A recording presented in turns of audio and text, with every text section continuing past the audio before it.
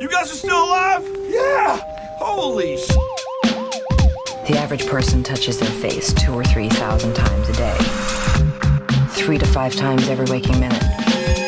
You gotta isolate the sick, and I mean really isolate them. We gotta get everybody else back into the houses. We gotta keep them there. We're doing that. No, we're not doing it. And if one of them has got it, then 10 of them have got it. What does it mean? Judy, what does it mean? They're checking for elevated temperature. It's gotta be some kind of virus. If you just tell us what's going on, maybe we can actually help you.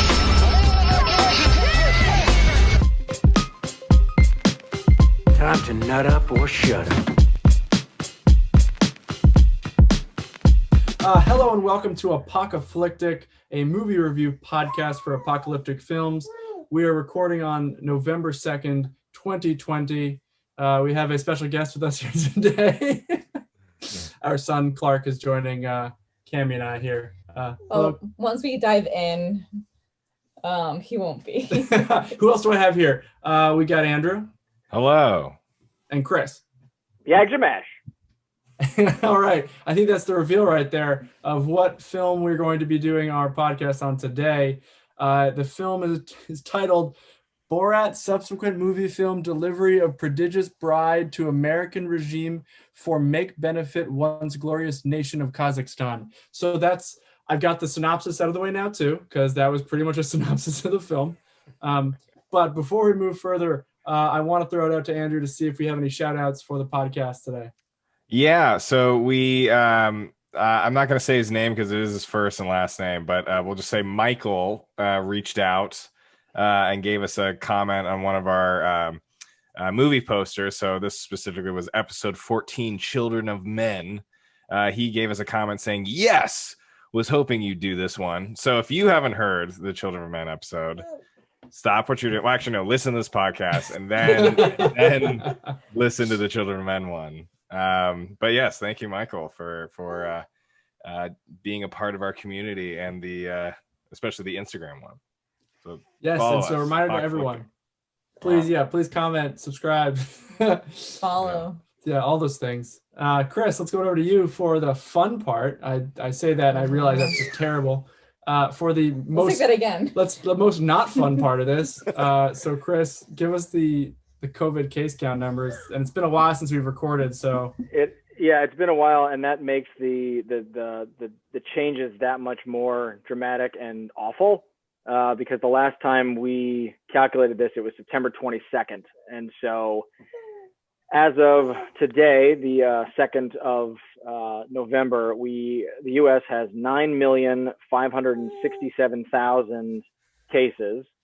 The deaths is currently sitting at 236,997, and number of recoveries is 6,171,000. So in the past 40 days, we've seen an increase in 2.5 million cases, 31,500 deaths, and 1.8 million recoveries, which when I look back at just the start, our first podcast and how long it took to get to 100,000 deaths, it took, forever. And we're able to just jump up pretty quickly now, certainly a lot faster. And it looks like we're also getting closer to 100,000 cases a day, almost. So we don't seem to be rounding any curve or going down a mountain at this point, but I'm no epidemiologist, so don't take my word for it. I want this shit to end, man. I think it means we're going to be doing this podcast for a little while, guys. That's Honestly. job security, sort of. Not job security. Hobby security. Hobby security. Yeah. What are you talking about? We get paid so many dollars for this. Monopoly money. Hey, wait, you're getting dollars for this? Oh shit. Not Bitcoin. Oh, that's funny. Yeah, we're huge with the Bitcoins. Terrifying. It's like 3% of the population now has essentially had COVID. Like 9 million. That's like getting close. 3%, right? Yeah. Okay. That's heading towards that herd mentality. Well, let's move on from that and figure out what have you guys been up to for the last little while in your respective quarantines. Let's start with you, Andrew. There, a lot has happened since we've last recorded. I had a run in with the Proud Boys, so that was an interesting time. That's a bit of a long story. But I think most recently, actually, I didn't even talk to you guys about this. Last minute, I got an opportunity to go see Joe Biden and Barack Obama and Stevie Wonder in Detroit. Nice. So me and some of my friends here just booked it up to Detroit and got to see them speak. I got to hear live music for the first time in a long time, and it just so happened to be Stevie Wonder. So that was insane. But you know, it's I've been following, as we all have. We've all been kind of following this election, and it's pretty incredible just to see like someone that I like I'm very excited for this election to be over, but to like actually see Joe Biden in person and actually hear him speak. And he's very coherent. Shouldn't be any questions about that. People were there. Well, so it was a car rally. So it was probably Thank you for contextualizing that, because I was like, holy moly, what the hell did you go to? Yeah, it was a car. Sorry, it was a car rally. With that said, people are out of their cars, but it was really an interesting environment because people were being very conscious of, distance and everything. Obviously wearing masks. There were no chin diapers. But it was just an amazing experience. And there's going to be a video. He that diaper Mark. He the diaper. He didn't like that diaper. That's a shout out to South Park. That's a line that I've now stolen from South Park. But anyway, it was an incredible experience, and I'm so ready for this election to be over. And if you're listening to this on election day and you haven't voted, fucking vote. Listen to this podcast while you're waiting to go vote. Especially if you live in Arizona, North Carolina, Florida, Ohio, Pennsylvania, Wisconsin, Michigan, or Arizona. Yep. Exactly. And I happen to be wearing this shirt. If you vote this way, that would be cool. If you vote the other way, it's good too to bad, vote. but no matter what, it's good to vote. Yeah, that's true.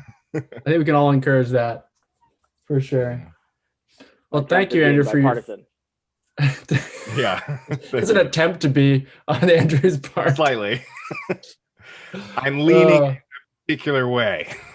Okay, gotcha. I wasn't sure like if you were still a little undecided, so thank you for clarifying. Appreciate it. I'll go next. Let's see what has happened. Yeah, like Andrew said, we're all kind of just, this election's coming up, and it's gonna be interesting, to say the least.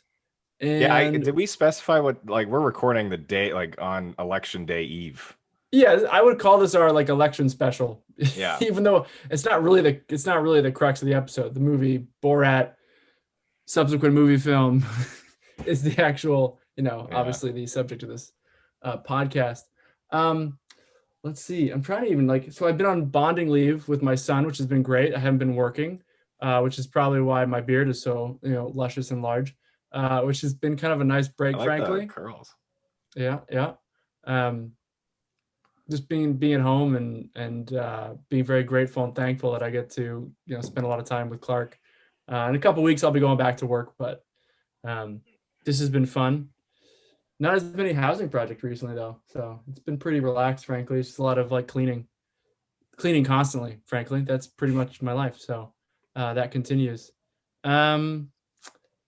Yeah, honestly, it's not really that exciting of an update, frankly. But you sound very happy. It's like I'm stoked. Welcome break. I've been enjoying. It's like a sort of like a vacation, frankly. I've been enjoying myself. So yeah, that's absolutely true. And next up, Cami, what's been going on with you?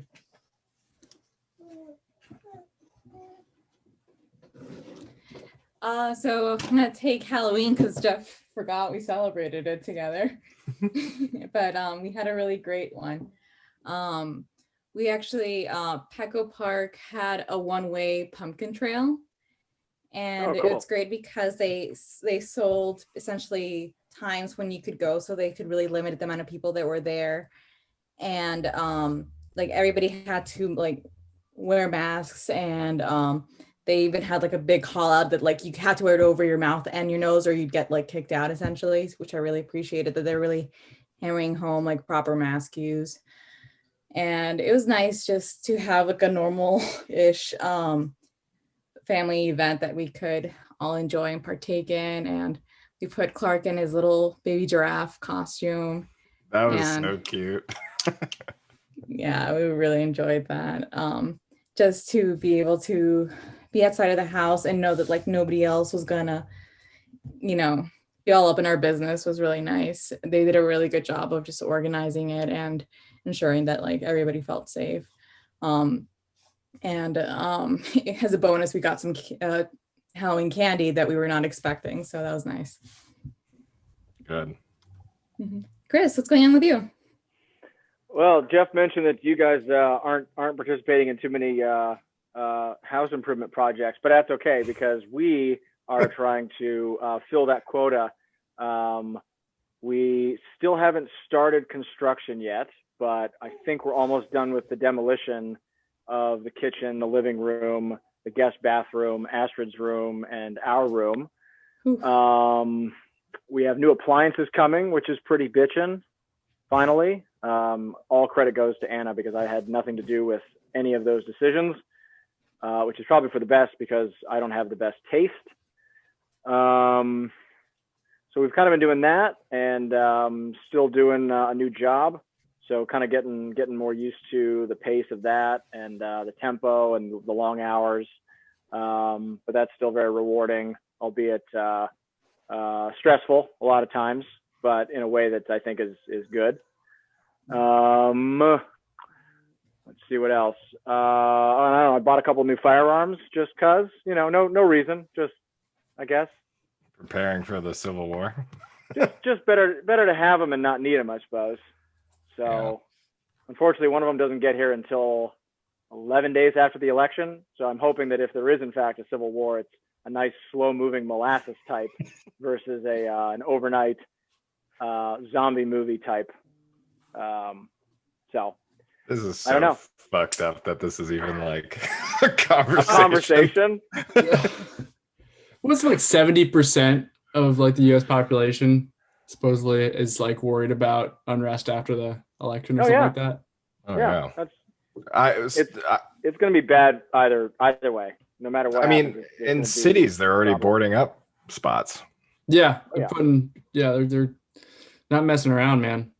Yeah. So, okay, I have a question for you guys. Are you guys going to be, this is completely off topic, but it's part of the podcast, I suppose. Are you guys going to be watching tomorrow, or are you guys going to kind of like not watch news for the day or the evening and just wait till the next morning to see if there's anything? Or are you going to be like glued to the TV? I'm going to be glued. I won't be because I'm working. So I'll probably catch it in spurts throughout the day, but I don't expect to have my finger on the pulse, which is probably for the best. Yeah. Mm-hmm. I was actually in a play during one presidential election. Like we were literally performing. And so every time I was off stage, we'd go to the computer lab to see what was going on. I'm pretty sure that was the Bush Gore election. That's just a weird memory though. Mm. Yeah. Yeah. I mean, for my job, I sit in front of a computer for 8 hours. So I can have the news just running the entire time. And I, unfortunately, have no self control, so that'll just be on the screen all day. So that seems unhealthy. I think we're gonna watch we're gonna watch. I think Forgetting Sarah Marshall tomorrow, just to get some comedy. That's a good movie. I haven't seen that in a bit. All right, Andrew, should we go ahead? Well, Andrew and Chris, should we go ahead and play this trailer for Borat Subsequent Moviefilm? Yeah. 14 years ago, I released a movie film which brought great shame to Kazakhstan. But now I was instructed to return to Yankee Land to carry out secret mission. I go to America! Borat! What do you say? No, it's not me. Borat, come back! People may recognize my face. I would need disguises. This man is sex criminal? No, no sex criminal. I will take this to be a fat like American man. Yeah? This is a good one. Where is his crumb? What is problem, officer? Got somebody that's strapped to the top of your car. He's in that passenger seat, boss. Only men and bears are allowed inside car. I'm here to give my daughter as a gift to someone close to the throne. I need dress with real sexy peels. This is a bag that just goes over the dress. They're nice. I really like this. Let us present Sandra Jessica Parker Drummond. I want this one with the baby on it. I have a baby inside me. Can you take it out? No, we cannot. That's not what we do here. I feel bad because I was the one who put the baby in her. Did you ever put one in your daughter? No, I did not. Where is everybody? They're wanting everybody to quarantine so they don't spread this virus. Could I stay in your home? I hope quarantine never ends. What is more dangerous, this virus or the Democrat? Democrats. Killing some of the virus. No, you can't see the virus. No, it's still there. If you think you see a virus go like that. This makes the virus sleepy, and then when it's sleeping... Your daddy has a lot to learn. My daddy is the smartest person in the whole flat world. While the risk of coronavirus remains low, as the president said yesterday, we're ready for anything. Michael Penis, I brought the girl for you. Borat Subsequent Moviefilm. You fist me. Now I fist you? What do you prefer? You fist me or I fist you? Same time. Fist each other. Yeah. There you go. It always surprised me how much of that trailer is not in the film. Because I really appreciate that too. Because we'll get into this, but I was so excited to see this movie. And even after watching that trailer, I'm even more stoked that it didn't take really seeing any of the footage for the most part for me to get excited for this movie. And anyway, I'm excited to talk about this one. All right, so the synopsis of this film, besides being in the actual movie title, it's essentially that Borat, who you may or may not know from a previous film titled Borat, is a Kazakh journalist, and he must deliver a bribe to a member of the U.S. government to earn his freedom. That's pretty much the film in a nutshell, I suppose. This wasn't released in theaters, so there isn't any box office information technically. What did you say, Andrew, that there's a view count or Amazon came out with how many people? We were talking a little bit about this before recording, but Amazon said that there were over 10 million views over the weekend that it was released. We got to take Amazon at its word there. I have no context. I don't know if that's good or bad for a release of a film on a streaming platform. I literally have no context for that. Well, how much does Amazon Prime cost? Right, it's $100 a year. Yeah, so let's just assume that, it's rough math, but if each one of those people that watched it is an Amazon Prime member, but I guess they didn't buy it just for the movie, so it's hard to say. It'd be hard to make that argument. I'm just trying to think of some way. If you have a better one, I'm all ears here. It may have encouraged some people to get Prime, the trial at least. Yeah. Honestly, I know we're going to talk about it later, but I think what might have been the most successful marketing for it was the controversy, quote unquote, and we'll talk about this, I think, with Giuliani. Mm-hmm. I think that little viral thing probably that interested people that normally probably wouldn't want to see a Borat movie because they were like, I want to see Rudy Giuliani doing some crazy, creepy shit. Yeah. And Sacha Baron Cohen was very tight-lipped on, during his press interviews saying you'll have to, I don't want to comment necessarily on what took place.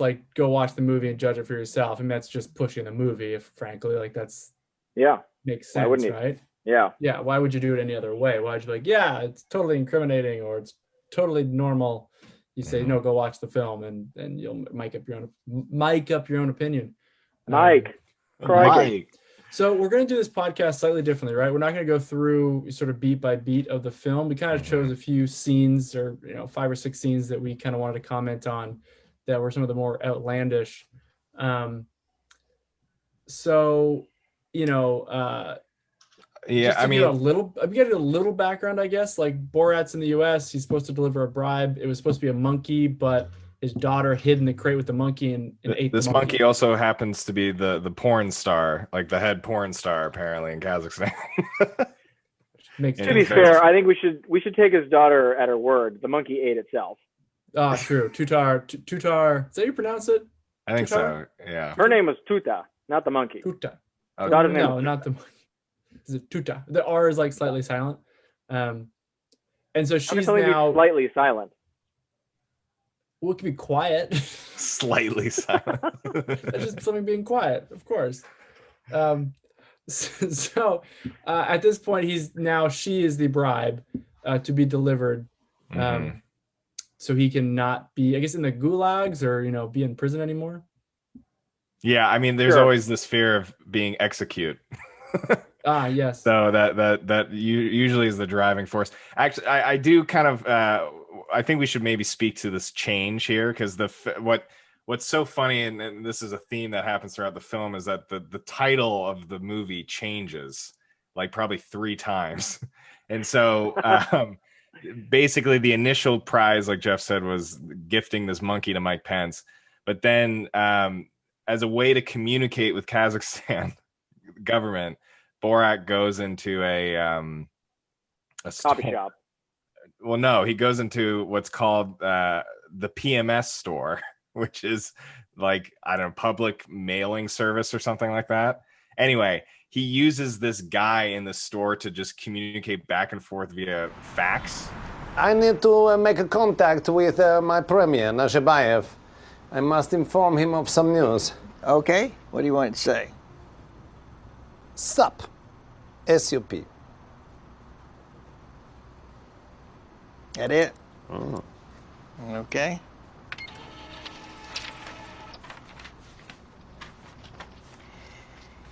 He sent you back, he said S-U-P with a question mark after it. Sup? Can you answer him? Chillin'. C-H-I-L-L-I. Anyway, while this is happening, he looks at a TV screen that shows Donald Trump. He's in a predicament. He needs to like give a gift ultimately to Mike Pence. So he sees Donald Trump with Jeffrey Epstein living it up with the ladies, and that kind of like clues him into like, oh, I could give my daughter away. Yeah, young ladies specifically, I suppose. Young ladies. Yeah. Anyway, and so we want to do 5 scenes, right? So do we want to break down what they are, or just go through them? Yeah. Actually, Cammy, do you want to talk about the debutante ball? No. Okay, that's fine. I guess the reason why I thought debutante ball was kind of interesting, because I thought it was kind of nice in some respects, because it sort of showed more the relationship between Tuta and Borat, and kind of like I liked how the fertility dance kind of began. Obviously, because not how it ended. Not how it ended particularly. But I want to comment before we talk about the dance, maybe. I think my favorite moment in this scene was Borat asks one of the gentlemen at the ball, like, how much do you think my daughter's worth? Yep. And he answers like $500. And I guess his daughter is standing next to him and just says to him, "That's fucking disgusting." How much you think my daughter is worth? $500. Ooh, thank you. You my best friend. Buddy. That's all fucking And it's so wonderfully real. And like, it's so gross. This guy is so gross. It's one thing that he said that fucked up thing, but getting that reaction from that daughter was gold. Gold, man. Oh man, it's so satisfying, because like that is the proper reaction to have. I like clapped for it. I was like, yeah. It's so bad. Oh yeah. What's it's a little embarrassing. He kind of lowballed him, to be honest. A little bit, I suppose, but that's not the point. That's not the point. That's so gross. You know what's there's a common theme, especially with Tutar's story, where appearance and like what it means to be like female in America, it comes through. And one of the other comments that's disgusting is the very first guy that Borat runs into that debutante ball, where I don't know if this guy's drunk or maybe he's just, I don't know, a little out of it, but he like just looks at his daughter and he's just like, that's what we like in the South. Pretty girls. And it's just gross. It is like the whole debutante ball thing feels like a very dated tradition, but I've just never lived in a place with a debutante ball either. Like I have no, it's just one of those things where it's like I had no context around it. I don't like it. But I will say that, like, I don't know, this scene in particular, it felt kind of like shooting fish in a barrel. Like, you know, it's easy pickings. I kind of struggle with Borat a little bit because like the first movie was so much about exposing what people really think by, you know, like playing towards the type. With this movie, it's a little bit less funny. It's a little bit sad. I don't know, for me in particular, I just like we know this demographic and how they feel about women. Like what was he expecting them to do? It's an interesting, when you compare it to the first film, it felt like the first film was almost like uncovering sort of this racist underbelly, but now we're in this environment that it's not really hidden anymore. Like these opinions, like what he said would be completely acceptable to everyone in that room until there's a camera that's actually pointing at it. But yeah, so that's interesting that you kind of are coming from that perspective.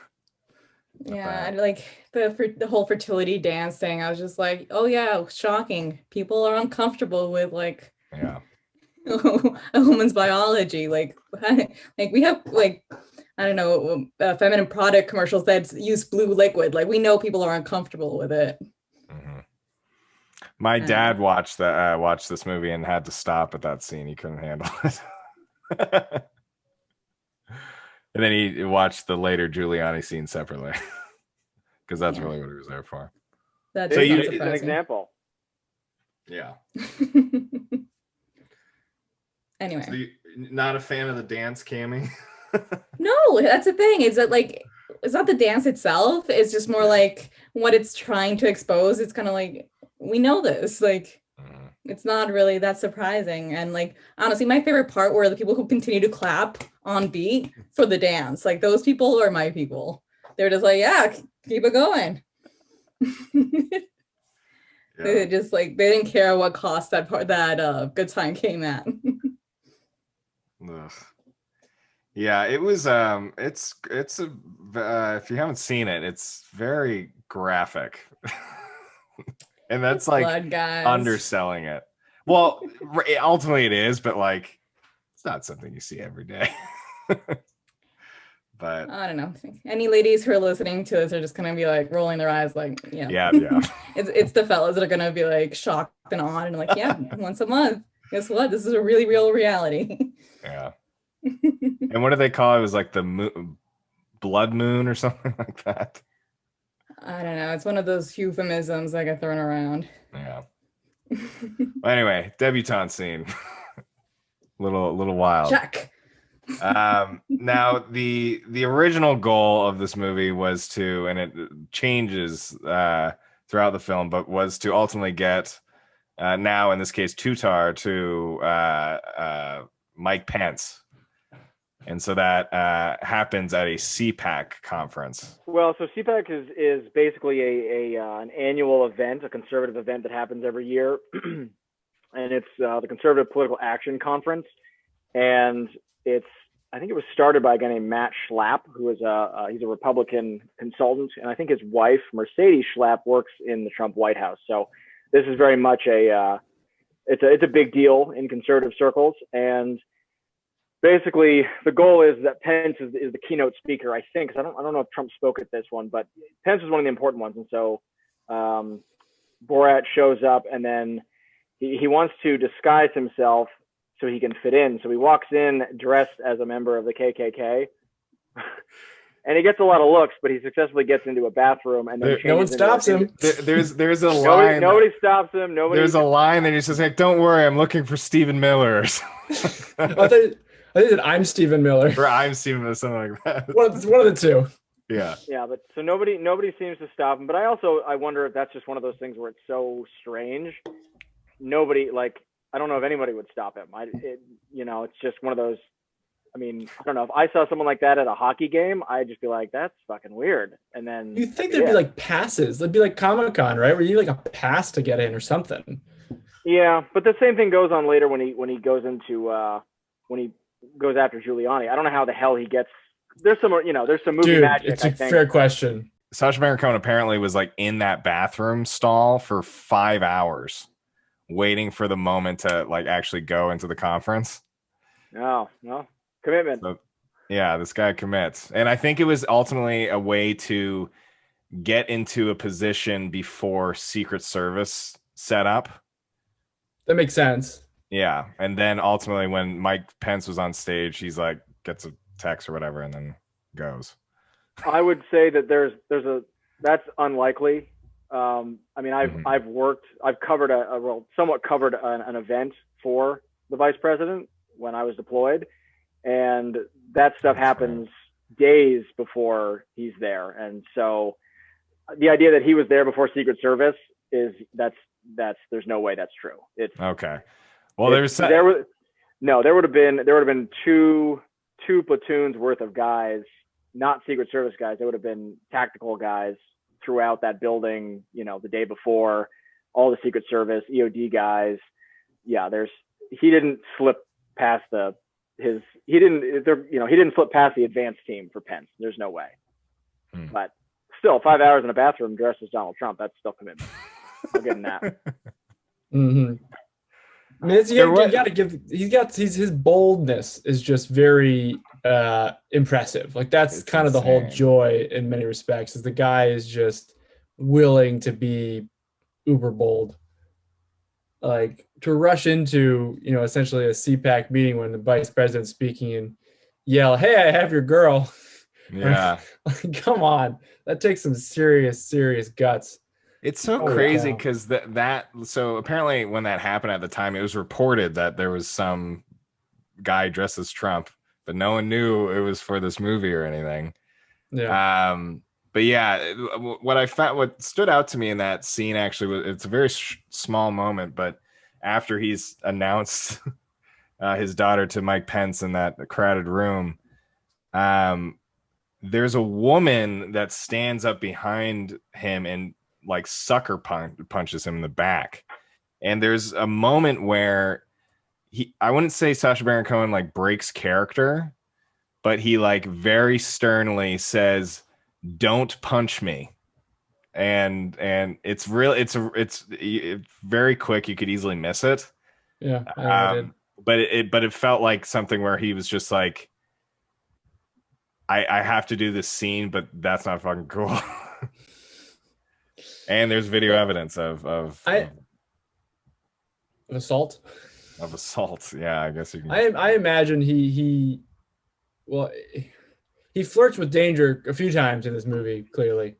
And that seems to be a part of what he's risking, frankly, when he does these. Yeah, and so essentially he's do you think he was arrested or just escorted out?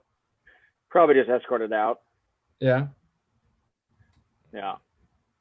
It's a little less exposure and whatnot. And for all we know, maybe at some point he was like, "I'm Sacha Baron Cohen," and they're like, "Oh, let's not arrest you because it'll become a much larger thing." Yeah, that'll be added to the movie. Yeah.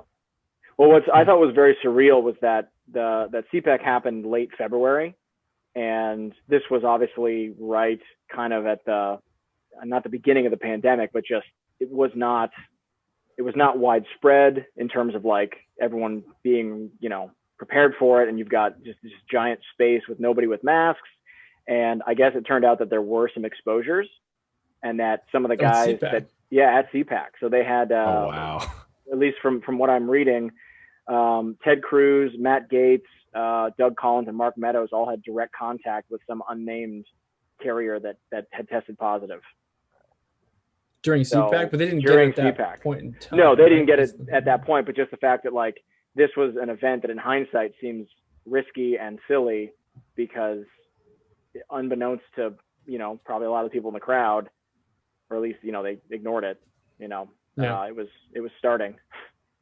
Oh yeah, well that's why they cut in the bit where Mike Pence talks about there's only 15 cases and we have Hilarious. it under control. And from even like, maybe we'll dive into this more in the review, but like from like a sort of a plot standpoint, like it's almost like this plot device, like kind of like alluding to what's going to come later in the story. It's really well placed. It's sort of like 20-30 minutes into the film that then takes a turn later. And it's important to just remind viewers of that bullshit, I think. Yeah. Yes, that is definitely an important thing. Mm-hmm. Yeah. Babysitter. So they fail. They don't get to talk to Mike Pence, so they decide Rudy Giuliani is the next bet, because that will be another powerful figure, right? That's the. Well, we should I think it would be worth, in terms of like the tone of this movie, talking about the babysitter and the Jewish ladies. Yeah. So the babysitter is a really interesting addition to this film. So after CPAC, ultimately, as Jeff, you just said, it's later decided that they should attempt to give Tutar off to another one of Trump's friends, and there's a great scene of her going through a phone showing all of like Trump's prison, yeah, indicted, D. Michael arrested. Flynn, yeah, Paul Manafort. So funny. At this point, they need to do a makeover on Tutar beyond just some makeup and hair. They're gonna do because Rudy loves boobs, big boobs, plastic big surgery. There's one moment I did think was pretty damn funny with the plastic surgeon when Borat is able to get him to say titties like 4 or 5 times. And he's like, titties. That just cracked us up. I feel like any doctor that calls it a titty is like immediately like, all right, man, you can't be taken seriously. Also, he got the doctor to admit that if Borat wasn't there, he'd want to have sex with her. Yeah. So strange. And then if you like, what I would suggest is that maybe we place some breast implants. And what do you mean breast? The breast. Titty. Titty? Titty. Titty? Titty. Titty? Titty. Titty. Or breast. I want a man who wants to make a sex attack on me. Mm-hmm. I think that would be most men. Would you make a sex attack on me? If your father was not here. I wonder if it was like mentioned that she was 15. Not yet. Well, probably. actually, I don't know. Maybe not, but. Well, I mean, she mentioned to the babysitter, but I actually don't know if it was. But it's also mentioned like that's her dad. It's fucking weird, man. Like, there's no excuse for that. It's weird. But basically it comes down to like the actual plastic surgery is going to be extremely expensive. So they're put into a situation where they need to get a certain amount of money in order to have the surgery. So we are introduced to the babysitter because Borat's going to figure out how to make some money. So Tutar needs to hang out with a babysitter. Janice Jones. Okay. Janice Jones, professional babysitter. Yeah. Well, she works at a local church, right? And she thinks she's a part of a documentary about women getting sold off to men, child brides. Yeah. In order to get this stuff, they had to really kind of, straight up just lie to get their signatures. But yeah, I don't know too much about this necessarily, but I know she felt betrayed, and I think there's probably some legal action there.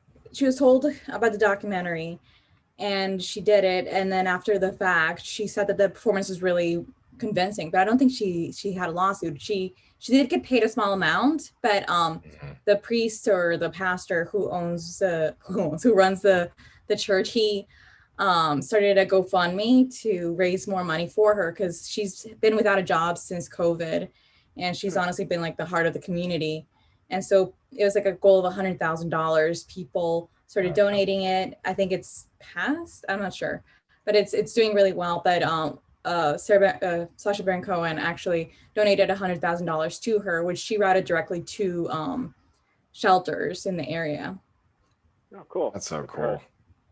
I mean, we haven't really delved into this too much, but like I find that this movie has a lot of heart, mainly because of Tutar, but also like the inclusion of the babysitter scenes. It's like she is an amazing voice and force in this movie. And so we're introduced to her with Borat dropping off his daughter and treating her as if she's a dog with like a clicker, gives her a treat when she sits. And you just see this like obviously wonderful human being seeing this. And like what I appreciate about her is that she's, I mean, trying to be respectful in the sense like, you know, this is a different person coming from a different culture or whatever, but at the same time being like, I forget the exact things that she says, but it's just like, you're using like, that's a treat, like that you're giving her a treat. She's essentially like a really good aunt. She just does a really good job of like not openly like criticizing the parenting style, but like on the side, she kind of corrects things for like puts new perspectives for Tutar on, you know, things she might have conceived incorrectly. So like Tutar walks around with this manual that I guess they get from the what was it? Where does this manual come from? It's like it's given agricultural center or something. Yeah, that's like the the guide to daughters. Manual. Yeah. So it's like given whenever a daughter is birthed or whatever. So this guide is essentially a lot of misinformation to keep women submissive and suppressed. And one of the sections that Tutar shares with the babysitter is the story of what happens when you touch yourself. And it's this really graphic story of like your hand like gets bitten off and you get swallowed up into yourself until you turn into a ball. Yeah. And the babysitter kind of very gently tells her like, you know, I've touched myself and guess what? That didn't happen. Like I'm still here. I'm not a ball. That's not going to happen to you. And she starts breaking down for Tutar. She doesn't realize Tutar's an actress, but she starts breaking down for her like, hey, not everything in here is true. Your father is lying to you. You're worth more than what he's telling you. And you don't have to do anything he's telling you to do. You like you're beautiful. You don't need to be doing all this. Yeah. But like, go ahead. It's just so, for a movie that like, I'm sure they have a loose idea of like what the goal of what they're trying to do in these scenes. But like, I wonder if they went into this thinking that they would have like, she is just such a good addition. She had no idea that she was in this movie. And she brings so much like heart to the movie and these scenes. It's just there are many moments in this film where I'm just like, it's shocking to me that this just happened as opposed to it being like staged. What are you finna do? I will get the surgery so my daddy can give me as a present for this American man. What kind of surgery? I will have the biggest titties in the whole world. Okay, so you're getting plastic surgery at 15. Yes. When are you getting that done? Now. Now? Yes. Wow. Do you want that? Seriously? No, you don't, because you would have said yes. I excite. You excite, but that's not what you want. Okay, I don't think you need to do that. Because you're pretty and you're young. And any man should like you as you are. You shouldn't want to be anybody else but yourself. But if I have enormous titties, I don't have to learn how to swim. Your titties will not keep you from drowning. You would still have to learn how to swim. They will protect me? How would they protect you? They titties. I know that like the overall concept he starts working on long in advance, but he writes day to day. Yeah. Based on like what is happening to him. Like we're gonna go over this later in a later scene, but like when he's going deep undercover for 5 days straight, like he's got a secret compartment where he's keeping his computer, so at night he can write what's happening next. Mm-hmm. We're left where Janice encourages her to like decide for herself if she ultimately wants to have the surgery. And it's so sweet because she's just like, okay, I'll think about it. And she's like, oh, that's all I want. That's all I want you to do is just to think about it. It's a nice little moment. But anyway, so throughout the film, there's kind of these comments made about how like women can't drive.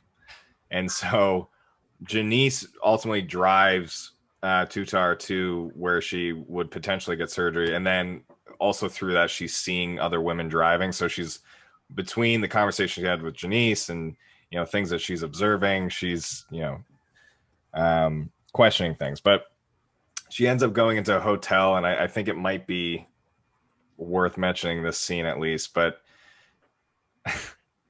I don't even know how to approach this scene. She enters a Republican or women's meeting or something to that effect. And or you go ahead. She essentially finds herself. She tests out the babysitter's theory on the realities of the guide she was given to her. So she goes into the bathroom, touches herself, nothing happens. But she essentially discovers how to pleasure herself. Something happened for sure. Nothing bad happens. Oh, right. Yeah.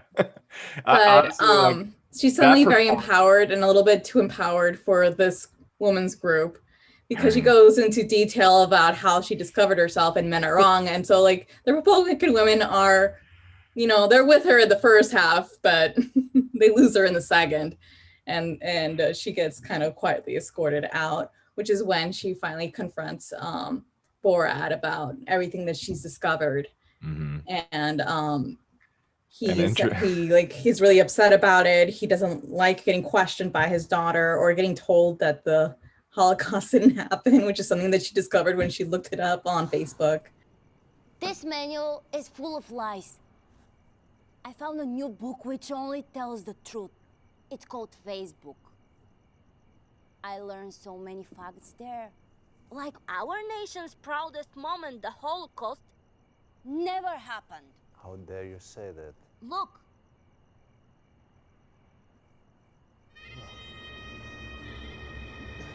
See? So Borat, he's really upset about like finding out that Facebook has stated that the Holocaust didn't happen, and so he's really upset and he wants to commit suicide. And so the best way he knows how is to go to a synagogue so he can be there for the next shooting. Which is like that. Oh my God. That alone is fucked up. But he enters this synagogue looking like what he envisions a Jewish person is. And he's got I mean, if you haven't seen this, you should watch the movie. But he has a very long nose. He looks kind of like a demon. He's holding a bag of money and no. He's holding a puppet that's holding a bag of money and with like a label, in case you didn't get it, media. Yeah, media. So, perfect disguise. And, but this scene is also so sweet.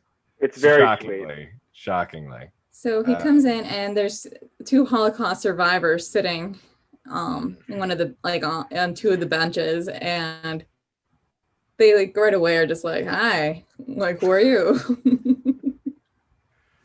And there's a moment where he says like, nice weather we're controlling. But these ladies, they see like exactly what he thinks he's representing, and they call him over, and they, instead of just, scolding him or getting mad at him, all they want to do is just say like, hey, like, see our noses? They don't look like the long nose that you're wearing. They look like your real nose. And like, here, let's hug it out. Like, let me give you a hug, and you'll see like this is who we are, not like what you have in your brain about us. You are Jewish? Yes. No, you are not Jewish. Listen, don't be afraid of me. But please don't eat me alive. Do I look like I eat people? I'm an old good woman. Yes. Look at me. I'm Jewish. Do I have a long nose? Look at me. No. You can touch my nose. What? Look at me. You see, is it long? No, it's a small one. Exactly like your nose. Look at Doris. Does she have a long nose? A little bit bigger than yours. So we are normal, exactly like you. Okay, then use your venom on me and finish me. I am very depressed. Can I give you a hug? Don't. Don't kill me. I will not kill you. Let me give you a kiss.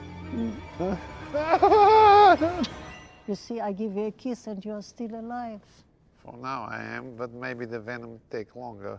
Oh, come on, you will be okay. It's such a sweet moment.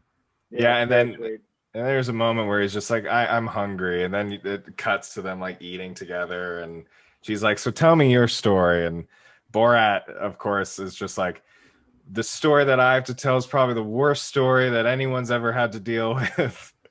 And so he's explaining the events of the film so far, and then she stops him and is just like, do you want to hear my story? And I was in the Holocaust. And then he's just like, but the Holocaust, Facebook said it wasn't real. And where it takes away the sweetness is the moment where you see Borat get excited that the Holocaust happened or being confirmed by it.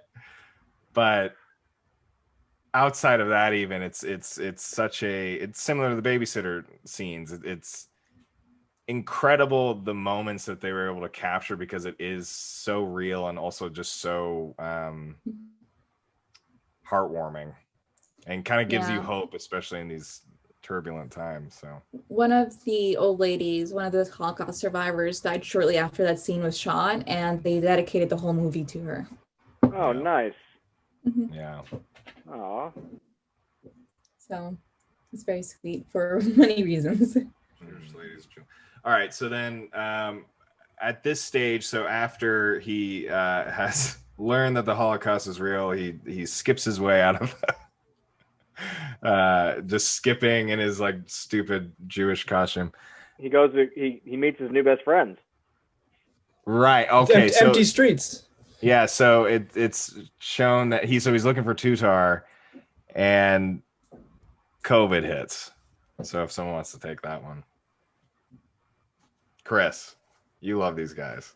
Oh, they're great. It's so funny, and it also just remarkable because I'm trying to imagine a world in which someone invites a complete, total stranger into their home like that. But yeah, so he basically meets these two guys. I don't know where they are, Oregon or Washington or somewhere on the West Coast. And basically he's walking the streets, and the first person he comes to, he asks where everybody is. And I guess the guy tells him that everyone's quarantining because of the pandemic. And he says he has You nowhere have to to go. imagine they had to ask a few people. Like, that wasn't like the first people they asked. Yeah, like, sure. It probably wasn't. They had to have. Well, also, I mean, like he's got a camera crew with him, so I'm sure it's like there's like a producer there. It's like, we'll give you a paycheck or something like that, and then Yeah, who's to say? But he asks if he can come back to his house, and the guy agrees. And it's him and his buddy, which is also strange because at least one of them has a wedding ring, and I don't think they're married, but it seems like they spend a few days together. So I don't know where the wife is or what that's about. And they're just in this like log cabin hunting lodge that is just a nice very spot. much, I liked it. But it's very much a right-wing fever swamp. And it's great because Borat starts asking about Hillary Clinton and Democrats eating children, and that's where my ears perked up because this is one of my favorite little side hobbies. Because I love to hear about QAnon stuff because it is just the best It is just the best stuff. And That's so some it ripe turns out- crazy right there. It's just like really in fact, just refined, just very strong crazy. Oh yeah, distilled to it just an absolute potent little poison, and I'm so invested in it that I in fact do pay money to the QAnon Anonymous podcast. So shout out to one of my absolute favorite podcasts because I give them money every month because they put out just the best, absolute batshit, unbelievably crazy content. And so it turns out that these two guys are firmly in the well, honestly, they're asking questions, quote unquote, about the But likelihood. that's what that Hillary- QAnon is. All it is people asking questions. Hey, boy, I It's- guess yes. it'd be real. I mean, who knows? I don't know. What is more dangerous, this virus or the Democrat? Democrats. Democrats. I think with the Democrats, with Obama, and I think it goes back to the Clintons when they were also in office. This Clinton, they make this plague? Yes. Yes. Not nice. Clintons are very evil. Extremely evil. Supposedly they torture these kids. It gets their adrenaline flowing in their body. Then they take that out of their adrenal glands, and then they drink their blood or that out of their... I've heard about things like that. Hillary Clinton drink the blood of children? That's what we've heard. Yeah. I've heard. It's been said. Yeah. They're at least humoring the possibility that Hillary Clinton is torturing and murdering children for the adrenochrome in their blood or in their getting them really excited, getting their adrenaline going, and then siphoning off the blood. Yes, and that in fact keeps them young, except for the fact that it doesn't seem to be working on any of the old Democrats. They're all old, but they don't look that young. Beside the point. True. So he basically spends a few days with these guys and ends up recognizing that Tuta is now a reporter, and it looks like for a right-wing news organization. So he accompanies these two guys to a rally. Wait, one real fast thing that I think we should mention, since they are so like in the conspiracy world, what is a great, and again, it's like he's writing as he's making this movie. There's a great moment where he then starts to talk about, you know, what it's like for childbirth in Kazakhstan. And then they look at the manual from Kazakhstan and they are like, no, this is a conspiracy theory. What you're saying is completely wrong. It doesn't make any sense. And it's just such a good, like, you know, that's a great moment. Yeah. Bullshit. and that's exposing that in their hypocrisy. Within, and specifically within QAnon, there's a great schism between the people that are firmly believe that that JFK Jr. is still alive, that he didn't die in a plane crash, and that he was going to be Trump's running mate in the 2020 election. And then you have the other half of QAnon that's like, no, that's absolute craziness. Why would you bring that into you're undermining the movement by thinking like that? And the complete lack of self-awareness is mind-boggling. It's a beautiful thing. There's tiers of QAnon essentially, right? There's interesting. Yeah, so they go to the rally. People involved. And there's that too. Yeah, Somehow. sure. And there's all kinds of it's just a rabbit hole. There's lots of different stuff just thrown together, and some people choose something, and that's whatever. the beauty of it, is you can somehow connect all kinds of different other conspiracy theories, but that's a whole different podcast. And anyway. Yeah, this is going way beyond. This was one of my favorite parts. Just that came up with those guys was one of my absolute favorite parts, because that's just such a funny thing. But they go to the rally, and it turns out that Tuta is there, and so you know, obviously they're reunited. Now, this rally I saw on YouTube, and this is where I got the first clue that there was like something that Sacha Baron Cohen was doing. And so this I mean, not what was filmed, but there was cell phone footage that, you know, leaked sort of that Sacha Baron Cohen was up to something. But he basically, this is like a March for Our Lives rally. I think that's what. March for Our Rights. March for Our Rights. It's in Olympia, Washington. So you were right, Chris. Washington is probably where these guys were. Yeah, and so he somehow is able to get on stage of this event and starts a song that goes pretty catchy. It's pretty catchy. Yeah. It's encouraging people to inject like Obama or Fauci with the Wuhan flu, or cut them up like the Saudis do. Like Yes. That's and the whole crowd that's some darkness gets in on right it. there, dude. Oh man, it's Yeah. it's so bad.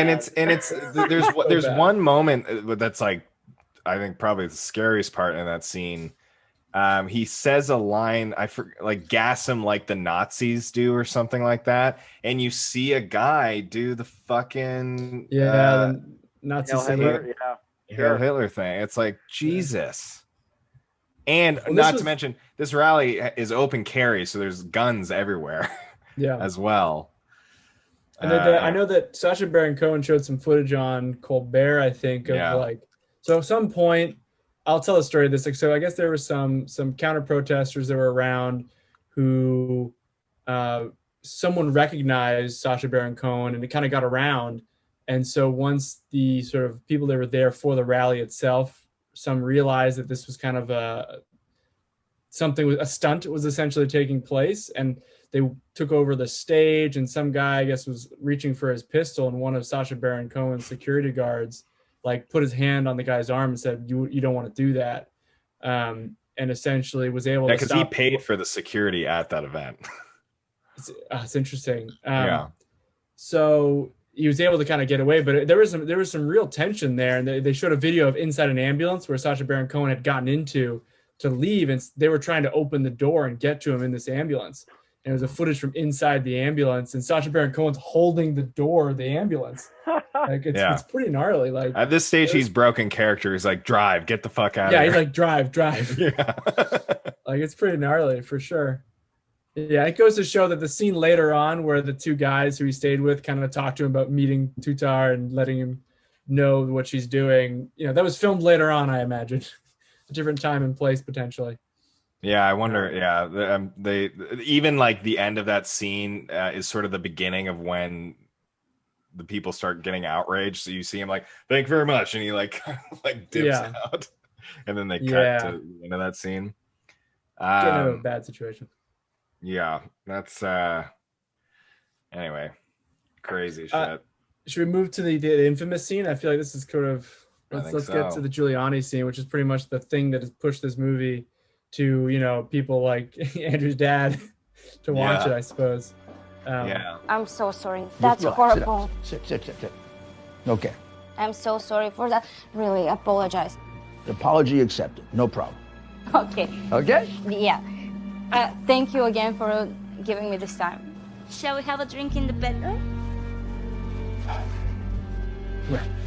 Yeah, this is interesting. I'm curious to get your guys' feel on this one. I want to hear what you would think about this whole scene, Chris. Just to cut to the chase, I thought that after viewing it, it seemed to me far more just like a creepy old guy that was in fact just tucking in his pants. Like the first screenshot I saw was kind of like, ooh, that seems compromising. But seen in context, I mean, I don't like Rudy Giuliani. I think he's clearly, you know, sundowning. But I can't see something that I don't think is there.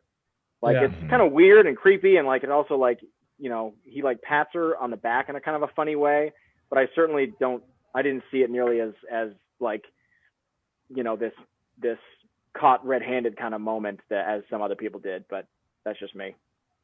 Yeah, I actually, looking back, I watched this scene again before we did this, and one of the things I noticed, at least in the scene where he's tucking his shirt, which is kind of the moment that you probably saw the screenshot of, and you know, it's edited in a way where it's 3 separate shots, and it kind of feels like they're showing the same thing 3 times, so it makes it look like his hand is moving up and down. Oh, and I was trying to watch it and look at it and see like, is it the same shot? Because like it cuts 3 times, and I thought that was very strange, and that actually kind of bothered me.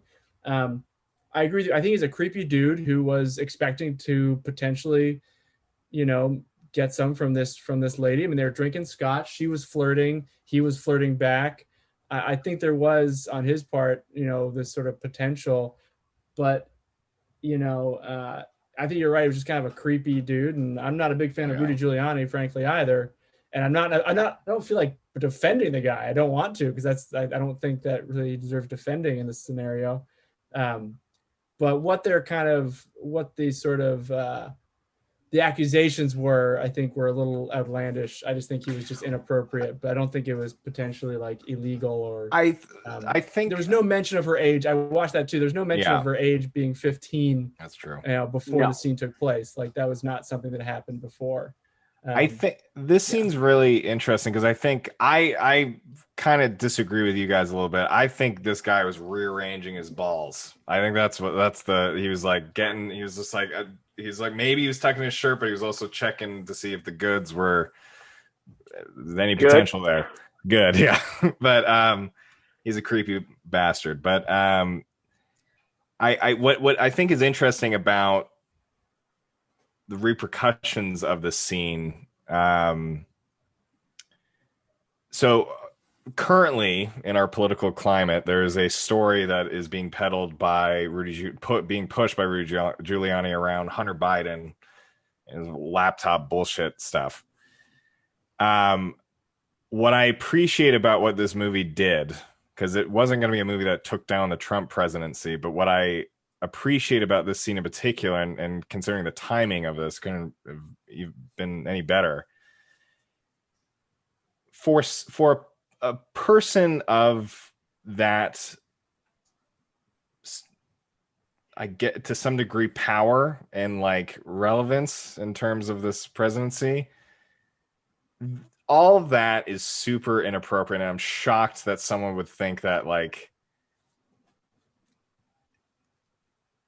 there's cameras in the room and you're openly drinking with a reporter, you're like flirting openly. It's like, is there no element of like, for example, we just, years we've been going through the Me Too movement. There's so many like red flags that like he should know better, but this guy is a fucking idiot and a creep, and that's exposed in this scene. And so with all that said, I think what it makes me happy about is that, for example, the stupid Hunter Biden laptop story that's being pushed, ultimately this scene discredits this motherfucker that is like trying to push a bullshit story. And so now Fox News and all those people are going to report on it, but like people that have some fucking morals can see the source, and especially the scene kind of delegitimizes him even more. So probably in a rough estimate, how many lives President Trump saved? I'd say he saved 1 million lives. It would have been 1 million more had he waited that month, the way the Democrats would have done. Yeah. But he acted swiftly. He acted before anybody. In fact, even his own advisors, some of them advised him not to do it. Yeah. I'm good. You're a little bit. This is good. There you go. Yeah. It's always good. Never been in front of the camera. I've always been behind of the camera, but today something with this. I think you're gonna look pretty good. We'll see. You're gonna look pretty good. But it's because of you. Well, thank you. I really feel like Melania right now. Well, you're doing funny very thing well. about that scene, You gotta look I don't know if you guys caught Sacha Baron Cohen on Colbert, but they had orchestrated that scene like very carefully, because Borat was essentially inside of like a false compartment inside of a wardrobe in women's lingerie for reasons, and he had to get into that room, into that compartment long before they set up the interview, because Giuliani's team this is what's creepy is they scanned the entire room, the entire hotel room, and every crevice to make sure nobody's tucked away to catch Giuliani doing anything, or just to make sure it's safe. More than anything is the intention. But then they also set up guards at the doors to make sure that nobody can come in or out. And so that's also a little bit creepy. And also puts her in a terrible position potentially. Yeah. Yeah. It could essentially go bad, which is why Borat had to hide inside, not Borat, Sacha Baron Cohen had to hide inside the wardrobe. And he said they had organized it so carefully, and he got in there and he was just waiting for the text from his producer to tell him what's going on in the scene. And his phone was at 3% battery. And they're like, he's like in there, like, are you freaking kidding me? Like, we worked so hard to put this all together, like, and it's all hanging on 3% of like battery. But it turns out to be just enough because, like, just as like things are starting to get a little bit too uncomfortable for the young actress, he like busts out and says like she's 15, and that's when like everything kind of gets busted up and like they have to leave very quickly. Yeah, I mean, so like kind of what we were talking about earlier with the CPAC thing. It's interesting. Like it's Sacha Baron Cohen seems to work with security people, and like I know on his show he worked with people in the FBI to help him potentially get O.J. Simpson to admit that he murdered someone. So like interrogation techniques. But it's interesting that like he knew ahead of time that like there would be a security sweep, and they were able to fool that security team. There's some smart people behind the scenes to get this stuff done. It's just so wild. Like, Chris, does that shock you that he was able to pull that off? Yes and no. Like, it doesn't, because it seems like a lot of these people are very incompetent. Yeah. And we like to think of them as grown-ups when in reality they're not.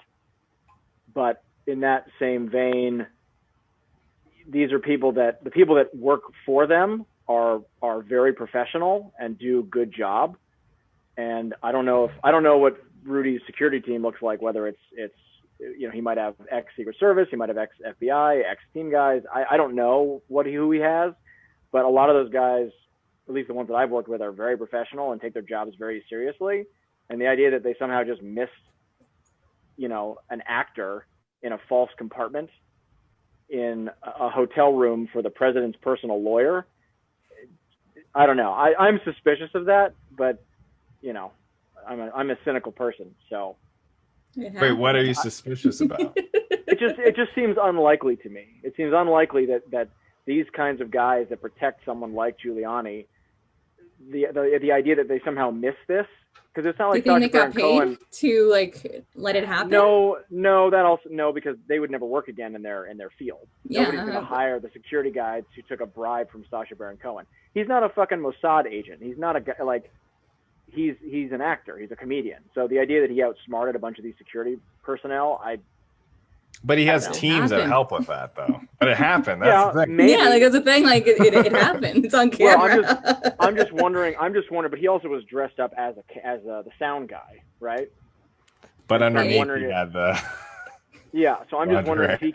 if he came in as the sound guy as opposed to hiding in. I don't know. Yeah. It just. Yeah, he it's came in same as a with the sound CPAC guy, stuff. and then he hid himself in there. Yeah, I don't know. But like they did a sweep of the room and they didn't catch that secret compartment. Which is crazy. Unlikely to me. This is but, insane. Yeah. I don't know. But anyway, let's Having- get this closer to its meaty end. So Borat and his daughter run out into the street, and he like declares that, like, you know, not only does he love her, but he loves her more than a son. And Yeah.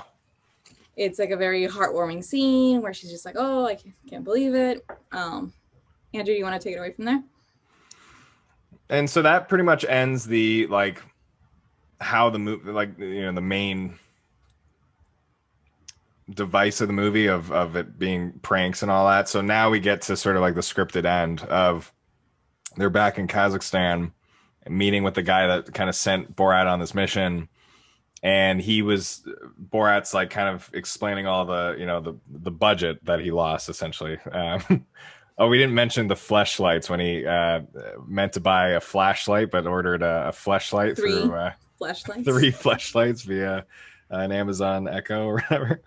Anyway, so that was on the list of bad things that he did. But anyway, he's expecting that he's going to be execute. But ultimately the guy is just like, no, don't worry about it. People make mistakes. Then Tutar kind of glances over at, I don't know, some text on the wall that kind of shows Kazakhstan's plan. Hold on, spoiler alert. yeah. We gotta. Oh, if you spoiler, haven't seen big this film, spoiler. I would stop now and go see the movie. If you don't want to know how this movie ends, fast forward until you hear us say stop. Stop. Yeah. This is a great Usual Suspects Kaiser Soze reveal, kind of, which just makes it. And he drops the glass the same way that I can't remember the name of the actor does. Oh right. In Usual Suspects, it's a great little. And Kevin Spacey has a little part in the end too. Does he? He does. Yeah, we'll get to it, but oh man, I don't remember that. It's real quick, but Blink so and you miss it. huh? Blink and you miss it. Yeah. So basically, it's revealed that Borat was used as a way to get back at America and the world for the first movie. Borat was used to spread coronavirus around the world. So Borat was used as a tool to spread coronavirus around the world, and it's a great shows some flashbacks, and at the very beginning of the movie you see a doctor that's like, this will help with the gypsies, and he's injected with stuff, and then it cuts, gypsy tears, yeah. But then that's, that was actually the virus that he later spreads. So you see kind of like a montage of him going around the world. Do you guys want to explain some of the places that he visited on his way to America? I mean, he goes to China. Yeah, he goes to Wuhan. You see him like coughing all over. I think he coughed on a chicken, or he's at a wet market. He's coughing on the animals at the wet market. Then they stop in Australia, where he comes across Forrest Gump, and is coughing all over Tom Hanks. Poor Tom Hanks. What an incredible cameo is that? Like, I just love that. If you didn't know, Tom Hanks actually and Rita Wilson got coronavirus while filming something in Australia, I think. Yeah, really early on. Yeah. Very early on. Actually, in all honesty, when I heard that Tom Hanks got coronavirus, that for me was just like, oh shit, like anyone can get it. Yeah, well, like on SNL, he hosted their first virtual or Zoom episode, and he said, yeah, I'm the celebrity canary in a coal mine. Yeah. You guys didn't think this was real until I got it. And what's so funny too is that it keeps showing flashbacks, and you see all these moments where he's like shaking people's hands and like kissing them on the cheeks, and it's such an amazing, because obviously you can't predict that coronavirus is going to happen, but like it's just amazing to me that like this movie obviously didn't have coronavirus in mind, but ultimately ends with just a great reveal of COVID being kind of like the crux or like the reason for the events that ultimately unfold, which made it perfect for our ApocaFlicktic podcast. There's the reason why we did this, for this podcast for the listeners. Okay, and that ends, I think, our spoiler. So stop. Well, actually, no. Start again. Keep forwarding, and then we'll stop again. But real quick, it's cool because my god! Don't more spoilers. Just more spoilers. So last spoiler. It's amazing because it shows like Kazakhstan's now like turned into this democracy that's almost better than what we're dealing with in the States in a weird Kazakhstan way. Like they have better testing. Daily testing for the people there, and it's troll farms. What's that? They have troll farms. They have a bunch of people that work and basically for Facebook, just putting out bullshit online. And instead of exporting child brides, they started exporting child grooms and their address to Mr. Kevin Spacey. Yes, that's the Kevin Spacey part. Oh, okay. Ugh. Yeah, collar pull. Yeah, and that's pretty much the end. Okay, stop. Stop. Jinqui. Nice. Are we doing favorite scenes as well? Okay. Yeah. Do you have a favorite scene? I don't. I do. I have least favorite. I have a favorite scene. Disliked. I wasn't here for this part of the conversation, but the scene where he goes to the synagogue and meets the two Jewish ladies, I think is my favorite scene. Mm-hmm. There's something really endearing about. I don't know how arranged it was. I don't know if they knew that someone was gonna be coming with cameras. I have no clue. But just the idea of him showing up and then being so willing to listen and spend the time and again, like you said earlier, Chris, you're a little cynical. I find myself a little cynical as well. So the idea that, yeah, you'd show up and have a conversation with some stranger and they'd hear your story and be willing to listen and then share some soup with you, I thought was very sweet. And that was my favorite moment, frankly, in the movie. I thought it was really wonderful and it made me smile, which was nice. My favorite thing, I guess, is more of something that I guess was already done in the first movie, but it continues in a really great way. So Borat, he actually speaks in Hebrew throughout the whole movie. That it's really Kazakh, yeah. And like the other actors who are supposed to also be Kazakh, they speak their own native languages. So I think there's like a Romanian, a Bulgarian, like they are all like speaking different languages to each other because Sacha Baron Cohen is banking on the fact that English speakers are not going to be able to tell the difference. It's kind of like a big old joke on itself. That's funny. I didn't know that. Yeah. You go, Chris. Probably the QAnon guys, just and the lack of self-awareness when they're shown the Kazakhstan, the book on women or the different things, and they're like, oh no, that's a conspiracy theory. That's not. Don't be ridiculous. That's crazy talk. Just it's such a great glimpse into the brains of some people that, for whatever reason, they cannot see past their own craziness, and it's a huge problem. So anything that I think can shed light on that is important, but also it's terrifying. One quick thing before you go, Andrew. Yeah. So I wanted to go back to the flashlight Amazon Echo moment. So I think that's masterful for one reason. I'm like, since this was released on Amazon, I'm like 99% sure that Amazon said you got to plug the Amazon Echo at least once. Yeah. And he's like, okay, I'll do it, but you can't control how I do it. Yeah. Yeah. So I just want to say that that's a great use of like a product placement moment without like ruining the integrity of a movie. I think that's honestly one of the most clever moments of the movie. Yeah. And Fleshlight's probably stoked. Borat sold a lot of fleshlights, maybe. Yeah. Gross. Stone. Anyway. I mean, I really like this. I think the scene that might not be my favorite scene, but the scene that I want to call out is it was the moment in the movie where I was already very excited to see this movie, but at the moment where you see Borat and Tutar, they go to like a I don't know, like a festival or like I don't know, amusement park or whatever. And it's a really wonderful scene where you see him kind of at the beginning of the movie. He has like, I mean, he compares his daughter to like cattle, and you see in this scene him put his guard down and he actually starts to like love his daughter, or like kind of like the beginnings of actually showing real affection. And you see this moment, the music's also really great too, where they start like skipping together, and it's just in that moment I was just like, oh, this movie exceeded what I wanted. I felt like just my heart warmed in that moment. It was a wonderful kind of just small moment in the scene, but also kind of emphasized, and we'll get into this with reviews, but I find this movie to be better than the first one because of the heart that it has, and it ultimately comes from Tutar. And that's a great scene to kind of see the beginnings of how important she is for the rest of the film. So yeah.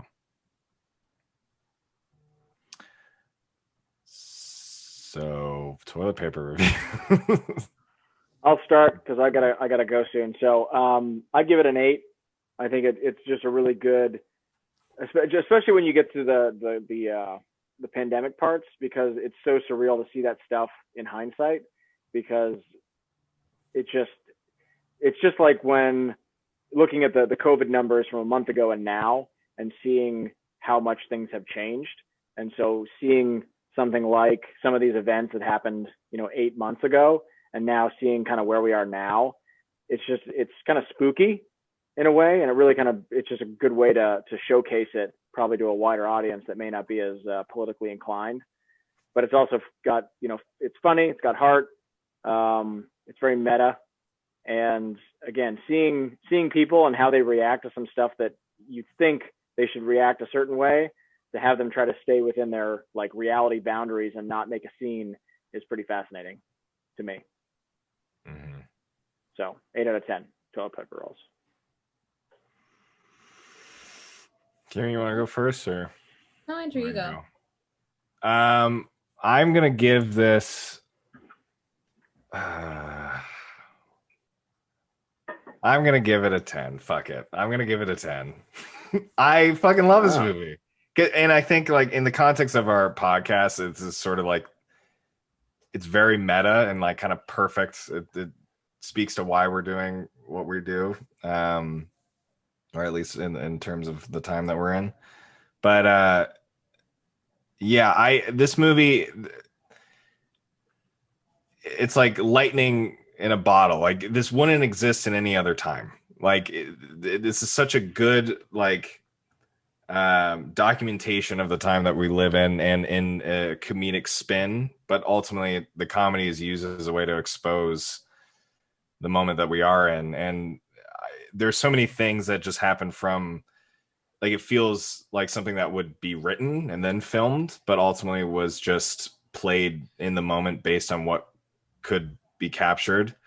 And there are just so many times where I'm just like shocked that they were able to like pull off not only shocking and interesting scenes, but like a compelling story. And I think when you compare this to the first film, which I thought was amazing, especially at the time, that movie is just very shocking, while this movie has a ton of heart. It's still shocking, but it has a really lovely message of just, a father-daughter relationship, and ultimately how, it's really kind of beautiful to see how that relationship just changes through the film. And so, yeah, anyway, I think Tutar should be nominated. I'm going to say it for Best Supporting Actress. I think that will have. Also, think about the competition this year. I think that there's, I think this would be the year where Borat gets at least a Best Supporting Actress nomination. Borat won a Golden Globe. He did. First time around. Yeah. So I think that this movie, whatever the Oscars turn out to be, I think this will probably get some love, considering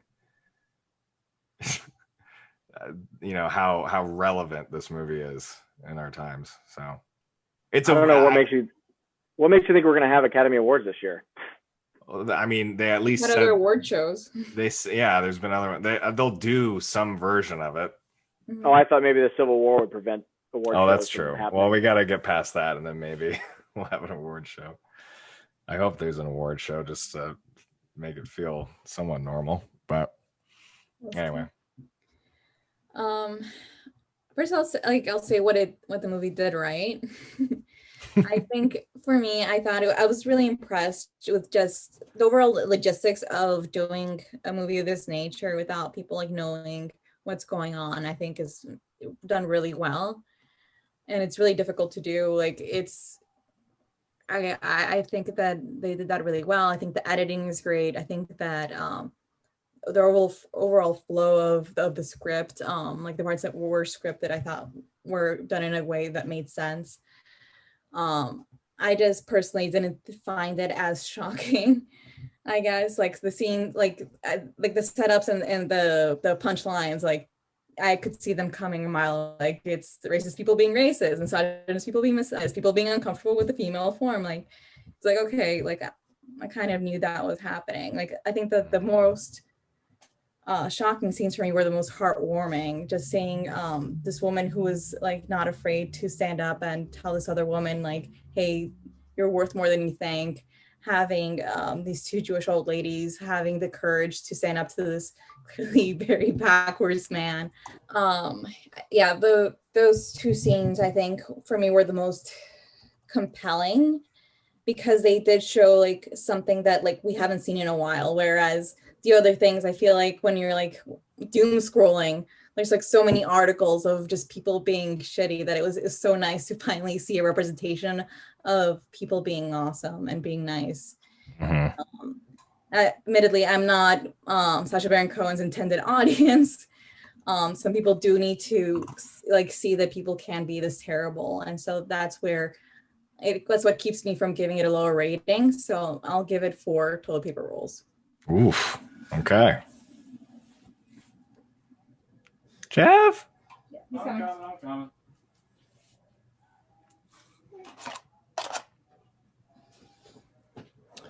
I too am giving this 4 toilet paper rolls. It's